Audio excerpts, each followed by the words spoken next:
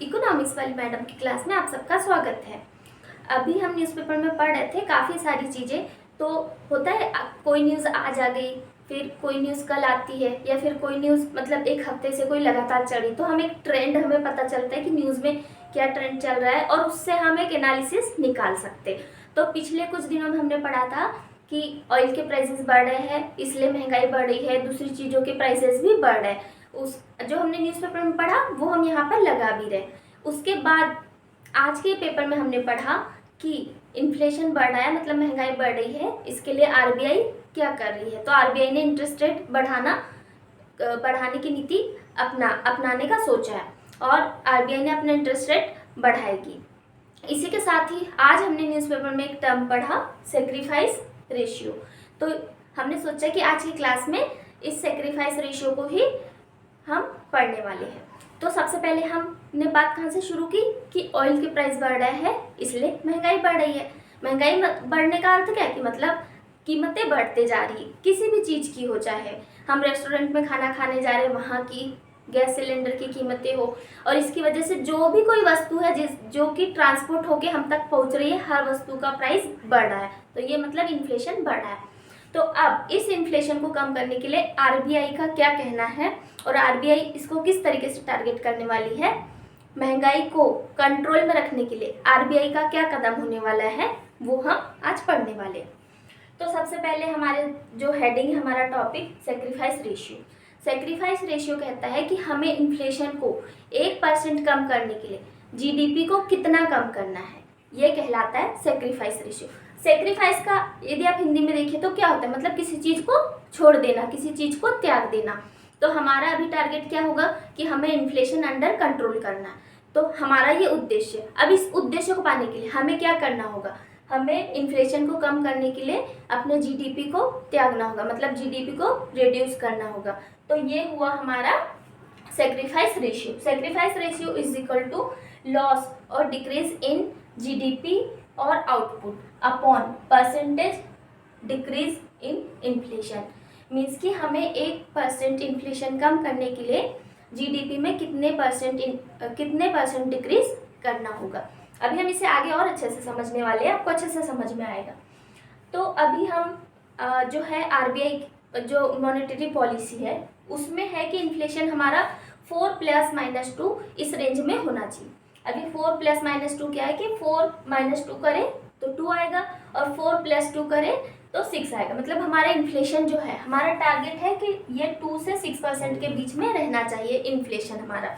अब हम एक एग्जांपल ले लेते कि आज अभी जो हमारा इन्फ्लेशन है वो 7% है, जबकि होना कितना चाहिए था, 2 से 6 की रेंज में होना चाहिए था, 2 से 6 के बीच में होना चाहिए था, बट है कितना 7%। अब हमारा 7% इन्फ्लेशन है, हम इसे कम करके 5% करना चाहते हैं।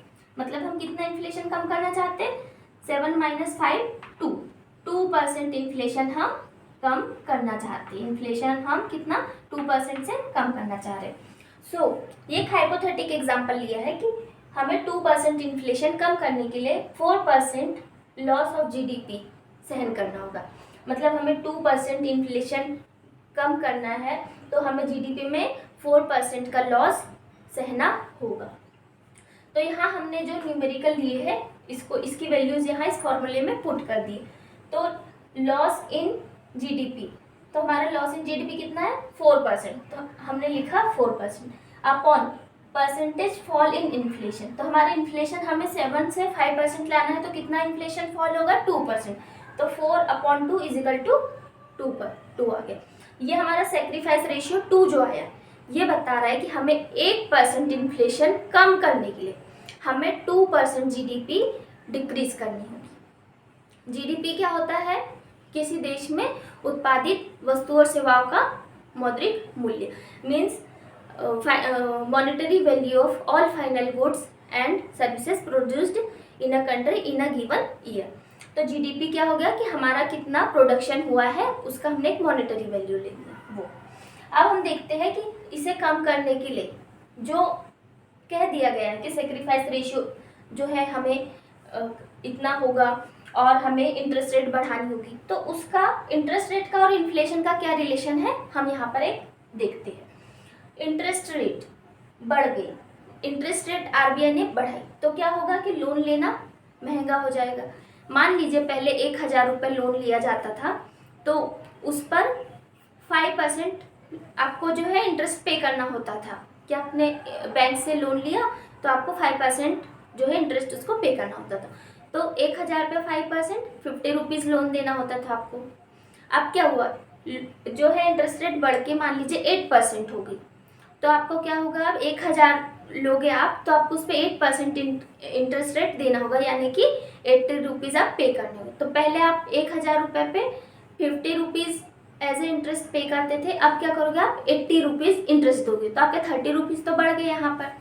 ठीक है, अब आपका इंटरेस्ट रेट बढ़ गया तो लोन लेना एक्सपेंसिव हो गया। समझ में आया, हमने एग्जाम्पल दिया कि पहले आप 5% पे लोन लेते थे तो आपको 1,000 पे 50 रुपीज़ देना पड़ता था। अब 8% हो गई है जो है इंटरेस्ट रेट बढ़ के, तो आपको 1,000 पे 80 रुपये एक्स्ट्रा 80 रुपये पे कर एज ए लोन पे करने होंगे, as a interest rate bank को वापस करने होंगे। तो पहले आप 50 देते थे और अब आप 80 रुपीज़ लोन के रूप में वापस करोगे, आपने जो लोन लिया उस पर इंटरेस्ट के रूप में वापस करोगे तो आपके 30 रुपीज़ बढ़ गए। ये तो हमने एक छोटा सा एग्जाम्पल लिया, अर्थव्यवस्था में इतने कितने करोड़ों में लोन लिया जाता है। ठीक है, तो आपका लोन लेना एक्सपेंसिव हो गया। अब ये लोन जो है हमने कहा कि बहुत बड़े स्तर पे लिया जाता है, जो इन्वेस्टमेंट करते हैं, जो फैक्ट्रीज खोलते हैं वो भी जो है बैंक से लोन लेते हैं। तो अब इसकी वजह से क्या होगा, इंटरेस्ट रेट बढ़ गया तो लोन लेना महंगा हो गया। तो जो इन्वेस्टमेंट के पर्पज से लोन लेते थे वो जो है अपना लोन लेना कम कर देंगे, मतलब हमारी इकोनॉमी में इन्वेस्टमेंट कम होने लगेगा। क्यों? क्योंकि देखिए इंटरेस्ट रेट बढ़ गया, अब जितना आपने लोन लिया उस पर आपको ज़्यादा रुपीज़ जो है उसको इंटरेस्ट पे करना होगा। तो आपने क्या किया, जो है इन्वेस्टमेंट के लिए कम लोन लेना शुरू किया। मतलब क्या होगा, इकोनॉमी में इन्वेस्टमेंट कम हो जाएगा। इन्वेस्टमेंट कम होने का मतलब क्या है कि आपका प्रोडक्शन कम होगा। और प्रोडक्शन क्या होता है, अभी हमने बताया था कि जीडीपी मतलब क्या, कि कितना प्रोडक्शन हुआ हमारी इकोनॉमी में, तो हमारी इकोनॉमी का जीडीपी जो है कम हो जाएगा। अब जीडीपी कम होने का मतलब प्रोडक्शन कम हो रहा, जीडीपी कम हो रहा, इसका सीधा अर्थ क्या है कि हम लोगों को रोजगार से हटा रहे। मान लीजिए पहले किसी कंपनी में 100 लोग लगे थे, अब हमें प्रोडक्शन कम करना है, हमारे इन्वेस्टमेंट कम है, हम प्रोडक्शन कम करना चाह रहे, तो हम 100 लोगों की जगह अब क्या करेंगे, 20 लोगों को निकाल देंगे, 80 लोग ही रखेंगे। या हो सकता है हम 100 लोगों में से 50 को निकाल दें और सिर्फ अपने पास काम के लिए 50 लोग ही रखें। तो क्या होगा इससे, एक पहली चीज़ क्या होगी कि एम्प्लॉयमेंट रेट जो है वो कम होगा।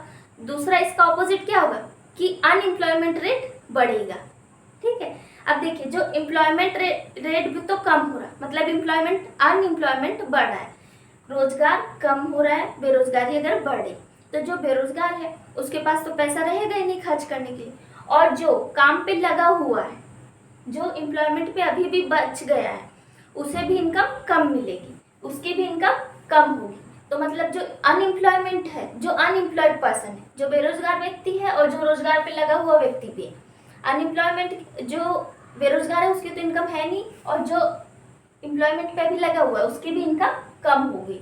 अब इनकम कम हो गई, हमारी किसी मंथ पॉकेट मनी कम आती है घर से, तो हम कम खर्चा करते हैं ना, तो वैसे ही इनकी इनकम कम हो गई तो इनकी स्पेंडिंग, इनका खर्चा भी कम हो जाएगा।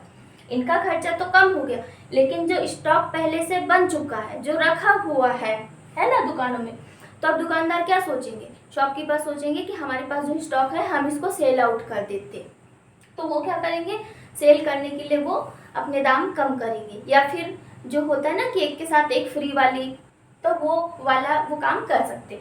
तो क्या करेंगे कि एम्प्लॉयमेंट कम हुआ, उसकी वजह से इनकम कम हुई, उसकी वजह से स्पेंडिंग कम हुई, लोगों की खर्च करना कम हुआ, तो उसकी वजह से क्या होगा आगे कि दुकानदार सोचेगा कि कोई खरीद नहीं रहा है या अब बिक्री कम हो चुकी है, तो हम ऐसा करते हैं कि हम अपना स्टॉक अपने पास रख के क्या करेंगे, तो हम अपने दाम कम कर देते हैं, कम दामों पे बेचना शुरू कर देंगे, एक चीपर रेट। तो क्या होगा कि उसके प्राइस चीज़ों के कम हो गए। अब प्राइस कम हो गया मतलब क्या है, इन्फ्लेशन कम हो गई। तो हमने जो अपना उद्देश्य था इन्फ्लेशन को कम करना, अपना उद्देश्य हमने पा लिया, इन्फ्लेशन तो कम कर ली, लेकिन इसके लिए हमें सेक्रीफाइस क्या करना पड़ा, हमें त्यागना क्या पड़ा, हर चीज़ की एक कीमत होती, हमने कीमत इसकी अदा की है। इन्फ्लेशन कम करने की कीमत हमने क्या चुकाई है, हमारा जीडीपी कम हुआ है। तो यही कि हमारा इन्फ्लेशन कम हुआ, हमारा इन्फ्लेशन कम हुआ, लेकिन उसके पीछे क्या था, उसके पीछे हमारा जीडीपी भी कम हुआ। तो हमारा इन्फ्लेशन 1% इन्फ्लेशन कम करने के लिए हमने कितना % जीडीपी कम किया है, इसे कहते हैं सैक्रिफाइस रेशियो। एक बार फिर से हम इस पार्ट को देख लेते हैं कि इंटरेस्ट रेट बढ़ गई तो लोन लेना एक्सपेंसिव हो गया। सो इंटरेस्ट रेट सो जो इन्वेस्टमेंट है, इकोनॉमी में इन्वेस्टमेंट कम हो गया। अब इन्वेस्टमेंट कम होने का अर्थ है कि प्रोडक्शन भी कम हो जाएगा। प्रोडक्शन कम होना मतलब कि जीडीपी का गिरना, जीडीपी कम होना। जीडीपी कम हुआ मतलब एम्प्लॉयमेंट कम हुआ, एम्प्लॉयमेंट डिक्रीज हुआ, अनएम्प्लॉयमेंट बढ़ा। तो इससे क्या हुआ कि अब लोगों को इनकम कम बची उनके हाथ में, कम आने लगी इनकम कम होने लगी। तो क्या करेंगे, खर्चा भी कम होने लगेगा। खर्चा कम होने लगा तो दुकानदारों ने अपना जो स्टॉक वो चीप रेट पे, सस्ते दामों पे बेचना शुरू किया। अब जब दाम सस्ते हो गए, प्राइस गिर गए, इसका मतलब क्या हुआ कि इन्फ्लेशन भी हमारा कम हो गया। तो इन्फ्लेशन तो हमारा कम करने का टारगेट था ही, हमने अपना इन्फ्लेशन कम करने का टारगेट पा लिया, लेकिन इसके पीछे हमें क्या छोड़ना पड़ा, हमें अपना जीडीपी गिराना पड़ा, हमें अपना एम्प्लॉयमेंट रेट भी गिराना पड़ा। तो ये है सैक्रिफाइस रेशियो कि हमें 1% इन्फ्लेशन कम करने के लिए कितना % जीडीपी कम करना पड़ा। आई होप आपको ये टॉपिक अच्छे से समझ में आया होगा और आप इकोनॉमिक्स वाली मैडम चैनल को लाइक शेयर सब्सक्राइब जरूर कीजिए। Thank you so much.